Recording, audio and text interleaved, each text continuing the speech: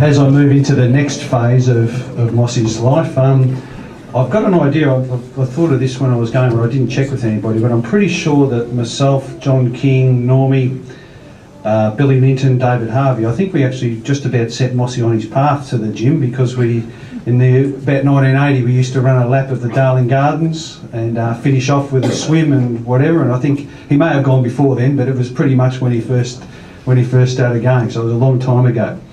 I'd like to call on Mark Bradley and Wayne Bannister, who will let us know about his boxercise days and all the friends that he had at the gym, which was really a big part of his life.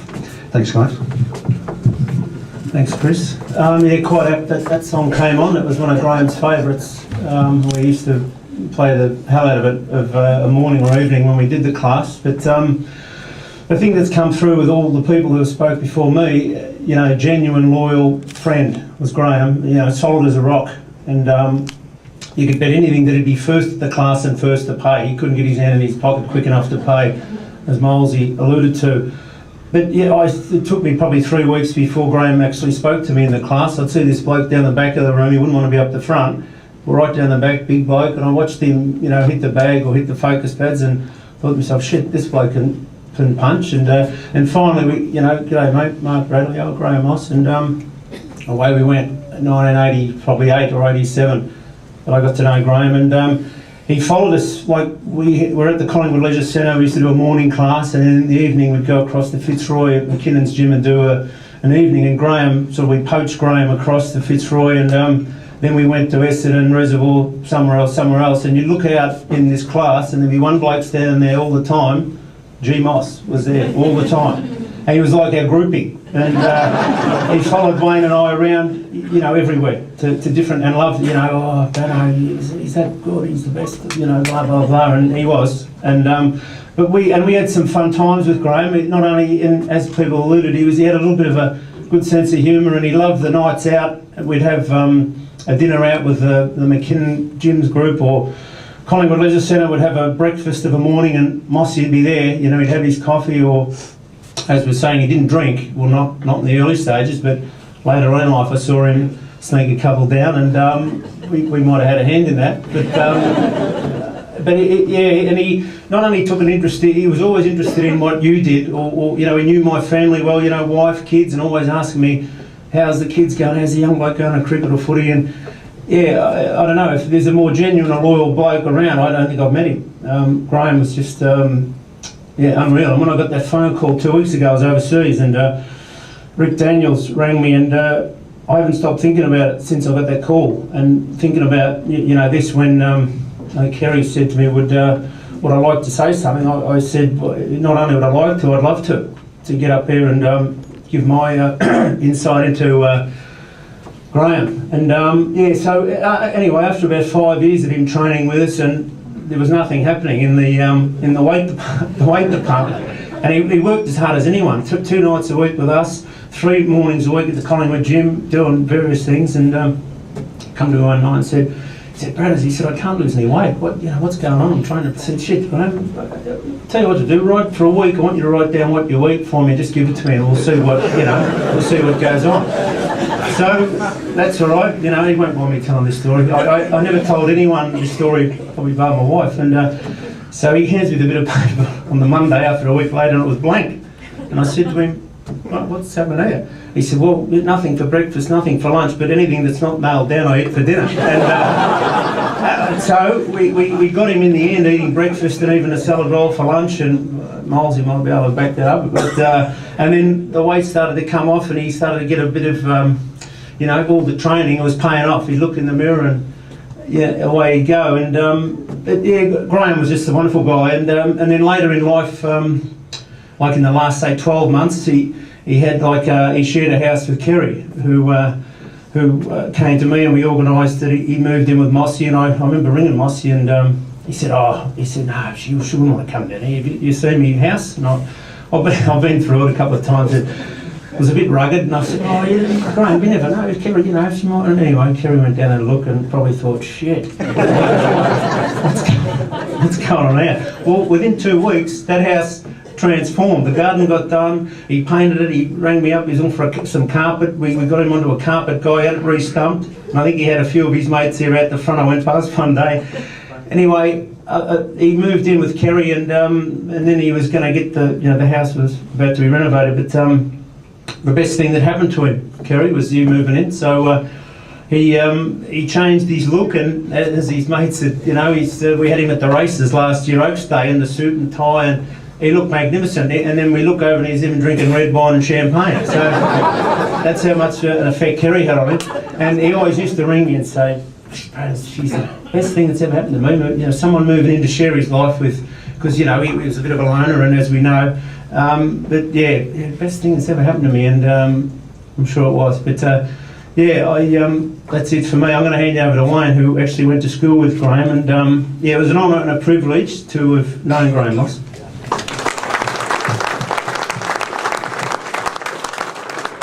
I've just got a few stories about Graham. I met him in 1961. I'd come from St Mary's, Thornbury, Catholic boy, halfway through the year. Went to Victoria Park. Used to get balled up every day because I was a Catholic. Met Graham, Peter Harrison, Ian Waters, formed a relationship with them that, they were my closest friends at school. Remember, lost about the first 6 fights I had in the school ground, and all I kept on hearing Graham every time was, he's had enough. He'd come and pick me up and protect me, Later on, we played football the next year, and we were getting flogged against Alfred Crescent.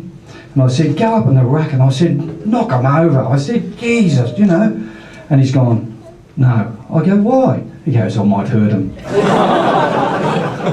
But that was Graham. He was a magnificent person.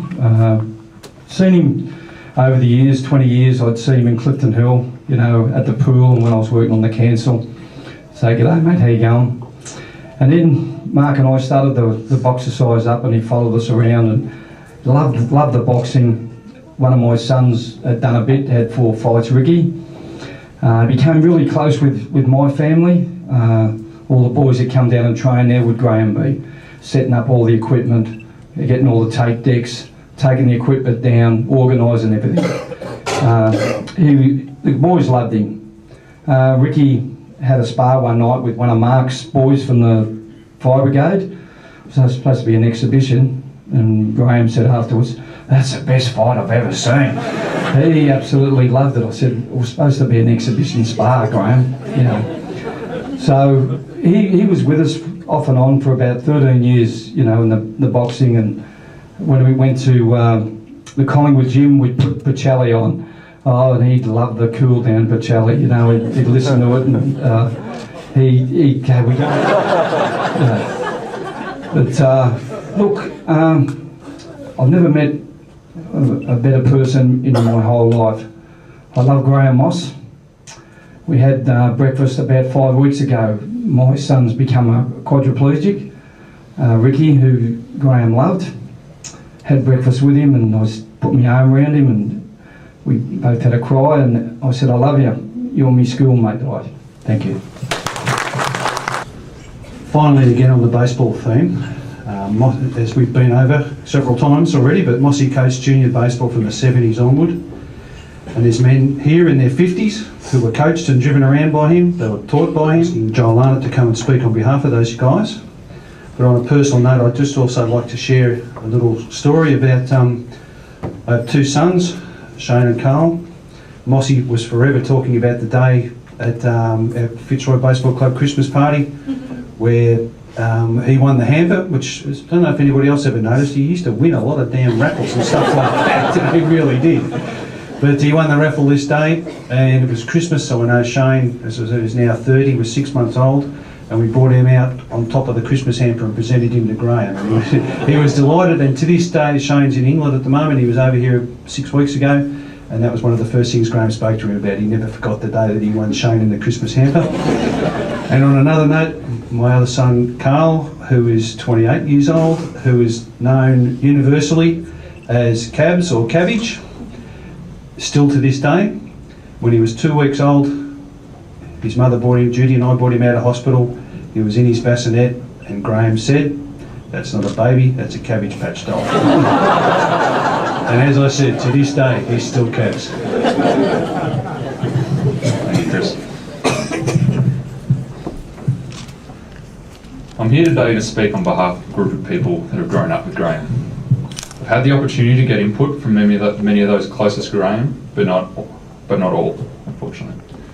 For those that I have not, I know many of the things that were said today will resonate with you, but you also have your own special memories and thoughts. What I hope to do today is to merely scratch the surface of what this man meant to us. It's moments like this that make you stop and realise just how much of presence some people had in your life. Graham was one of those people for us. He was a strong, protective figure in our childhoods. It was not just his physical stature and presence, or the strength of his hand grip that made a mockery of most of us through our adolescence, but it was also his approach to life. He was a man that was steadfast in his beliefs, and his actions always reflected this. You knew that if you believed in something or someone, he would stand up for them no matter what, and there was no changing his mind. It makes me remember an incident at Cheltenham Baseball Club where a young man, who will remain nameless, managed to get in an altercation with a member of the opposition who was also about 3 times his size. To most that were watching that day, there was actually a level of understanding towards the anger coming from the opposition player. But not to Graham. He was out there in a flash, bumping chests with a man 25 years his junior. Later that evening, after a few drinks were had, and a beer shed with the opposition player, which actually had Graham quite tipsy,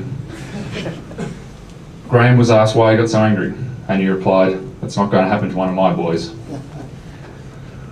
Unfortunately, the world was not always as straightforward, but his approach to life gave us a sense of security through our younger years, helped us understand right and wrong, and the values of standing up for what you believed in.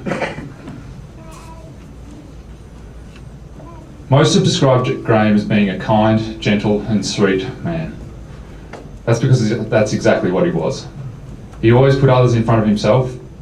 He was a surrogate father to many, driving them back and forth from junior tryouts and basketball competitions in that big old fair lane. Even escorting them back to the car after they'd said a little too much on the field. He gave words of encouragement and let you know when you should remember a feat, as they don't come around that often. What stood out most, however, was the fact that he was always there. He was always there when it mattered. However, it should also be noted this was a man with a no-mess-about attitude to life. I remember clearly one Monday night, up at Boxercise at McKinnon's gym. I must have been about 14 at the time. Graham came in from his closed-door sparring session with the trainer. As he exited the room, I noticed that he was completely out of breath and had a reasonable amount of blood flowing from the front clip. This obviously took me back a little as I was up next. He took a moment to catch his breath, and then he looked at me, paused for a moment, and simply stated, "You're up, kid." He did manage to compliment me on my footwork, so I moonwalked myself as far away from that situation as I could. For many of us here, we grew up at a club that fosters special values. Hard-nosed determination, a drive to win and to better oneself, but also mateship, loyalty and acceptance. These values continue to have a significant role in many of our lives on and off the field. There is no one person that is more of an enduring example of these values than Graham Moss. He held true to everything that is good and lasting from the Fitzroy Baseball Club.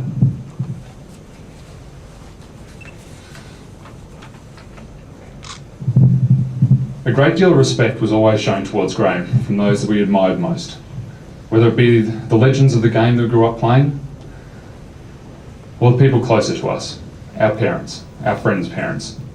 The older people that we looked up to always held Graham with a great deal of respect. As we grew older, we began to understand why. This was a man that held others' needs in front of his own. He never asked for anything, but was always there. He was both a teacher and a protector. He was a man that held himself with such dignity and was a rock for many. It will be hard not seeing him leaning against centre field fence, or have him drop by at the family home with a bag of sweets that he would never open but always finish. However, what I do know is we've all grown up to be better people having had Graham in our lives. Rest in peace.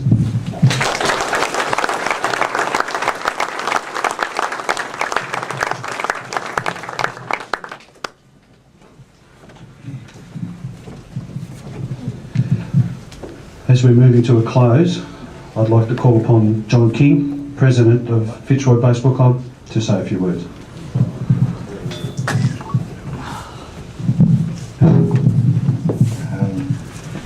I was going to try and impress Pat White by using my iPad, but I won't. Because he seems to think I don't know much about technology. That's quite right. Bear with me. It was interesting, that story that Joel told about the Cheltenham situation, because that was one I actually had in here, and for anyone who doesn't know, I don't think he'll mind his name mentioned, was Danny that was actually in that altercation, and to see those big two blokes button heads was just unbelievable. It's very funny. Anyway, we'll see how we go. G. Moss of Clifton Hill. This was my greeting for him over the last 10 years, the only way I could ever call him Moss. Now, most people in the room know that you couldn't call Graham Moss Moss. It had to be Mossy or Graham. I made this mistake in the early days I was at the club, and I was told in no uncertain manner that this was not done. The look from Graham was enough for the rest of my life. Never again. Interestingly, again on another side note of that, there's only two other people that I know that could get away with calling him Moss. One was Normie, and the other one was Danny King. I don't know how he got away with it, but that was the way it was. From starting out as a junior to finishing at the Masters, 40 years has passed very quickly. How he survived coaching us ragtag mob as juniors is a bloody miracle, I tell you. It's probably where he started all that beautiful stuff that we know about him. In my last year as a junior, this is a testament to Graham again, I won the Best Player Award in the Under-17s at Fitzroy. I was not the best player in the Under-17 team at Fitzroy, I can tell you that right now. But it was just Graham being Graham. I'd never won anything, and this is me last year, and he was going to send me off with a bang. I actually told him straight afterwards, "You're just kidding me, mate, that was a joke." Early days, when winter was the main comp, once again, you know, being our dad and being our mentor, he was hoping that would inspire us to stay in the game. Little did he know, we were already hooked on the game. He'd already managed that. From that day forward, good times had by all. Couple of stories and then I'll finish off. When we were driving down Johnson Street one day, we were being a little bit raucous in Mossy's car, and I think we actually mooned the tramway bus going the other way. That was, I don't know about that one. And anyway, on come the flashing lights, up come the police, pull us over. So of course, being a baseball team, what do you reckon's sitting in the car? A whole heap of baseball bats. Out comes the Pluto, points it at Graham and goes, "Do you know they're lethal weapons?" Graham said, "Well, there's a whole lot more of them in the back of the boot if you want to go and have a look." So once again, Mossy looking after us because we were petrified when that gun came out, I tell you. Go and follow Mossy around when he was playing winter baseball when winter was the main comp. And without him knowing it, Stephen Brooke and myself and Billy Linton and whoever else was with us at the time, Mossy would always give me his car keys to look after in case I needed something out of the car. I couldn't drive for crap. Still can't drive for crap. Anyway, we used to get his car and we'd drive it back and forth and drive it around the car park while Mossy was playing. We were about 15 or something, so it was stupid. And anyway, one day we're out at Monty. Everybody knows Montmorency Baseball Club. In those days, they used to have the old pine post and rail fence. And of course, I put it in drive and thought it was in reverse. The inevitable happened, straight into the pine post and rail fence. But being an EH Holden, nothing, not a scratch. Locked the car up, all kept mum. I don't think I've ever told Mossy that story. And probably all the comments about this big, gentle, loving man. One story I'd like to share with you. We were down playing Bond Beach a long time ago now. Anyway, I was pitching for us, and the guy that was pitching for Bomb Beach was actually an Australian under-18 pitcher called Brian Florence. Anyway, the game's about 6 innings in, it's 1-1, pretty tight game. This Brian Florence hit the ball to Mossy at first base. No worries, I'll just pick it up, just step on the bag. His ankle. He's lying there writhing on the ground, and somebody in the crowd yells out, "Get the screen and the harpoon." And for years afterward, Mossy had to put up with having these Save the Whale stickers put on the back of his bumper bar, and you were probably one of the ones who put them there. All these kids kept putting these things on there. And he said to me afterwards, he said, he said the ankle hurt heaps, but he said that comment hurt more. But the other thing I really meant to get up to tell you was another side of Mossy that you don't realise is that my father-in-law from my first marriage had a collapse, and he was taken into the Alfred Hospital, and they diagnosed him with acute myeloid leukemia and gave him 6 weeks to live. He had a very unusual blood group, AB negative, and I'm sure the people from St Vincent's would realise, I think it's only 4% of the population have it. So in those days the hospitals didn't sort of have an organised roster of white blood donors, so they asked me to hunt round. So I went round like a vampire at the club, and we got into a big huddle, and Mossy's there, and I said, everybody know their blood group? No. And Mossy said, I'll go and find out. So he came back and he said, Eves, he said, I'm right, I'm AB negative. I said, it's terrific. He said, yeah, but I faint at the sight of blood. So I took him into the hospital with me, and a little Filipino nurse came up, and she came to about just above his waist height. She's looking up at him, she's rubbing her hands saying, I've never seen anybody we're going to get so much out of. And then they sent him for a run around Faulkner Park. Apparently that builds up the white blood cell count, so he's running around Faulkner Park and comes back red in the face.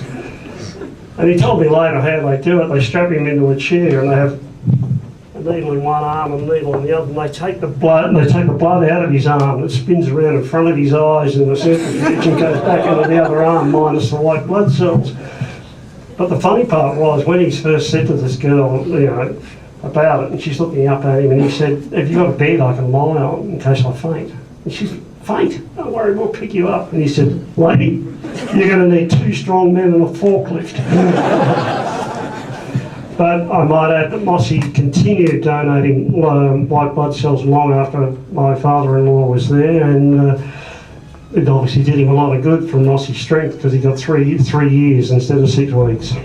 Putting today together especially, which I don't think I've acknowledged well enough, is West Preston Lakeside Football Club. As Milesy mentioned before, Graham has been a long time coterie member here. I'd like to thank everybody who's spoken, and especially to the people who've helped put it together: John and Karen King, Chris Miles, Lynn Annetta, Bill Fenton, Peter Stewart, Gail Clark. And special thanks to, over the last couple of weeks, from a purely, I think, personal point of view, to all the family at the Fitzroy Baseball Club who've worked together and sorted our grief together and brought today to a close. I'd also like to say that most of these ceremonies involve some sort of prayer, especially to finish. As we know, Mossy wasn't really religious, or he wasn't religious at all. However, if we use our imaginations, I think we could almost describe baseball and Fitzroy as close to a religion for him. I'd like to read something that's not a prayer, but it's a tribute, and I hope it spells out loud and clear what we thought of Graham.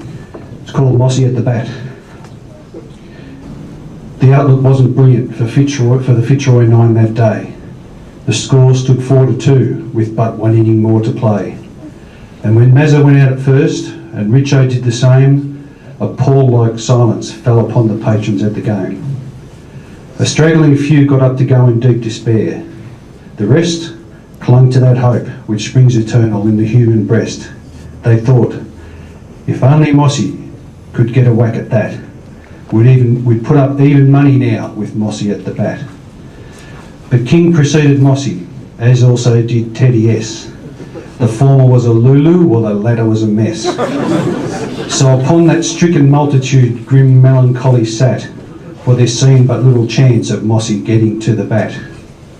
The king let drive a single to the wonderment of all, and Ted, the much despised, tore the cover off the ball.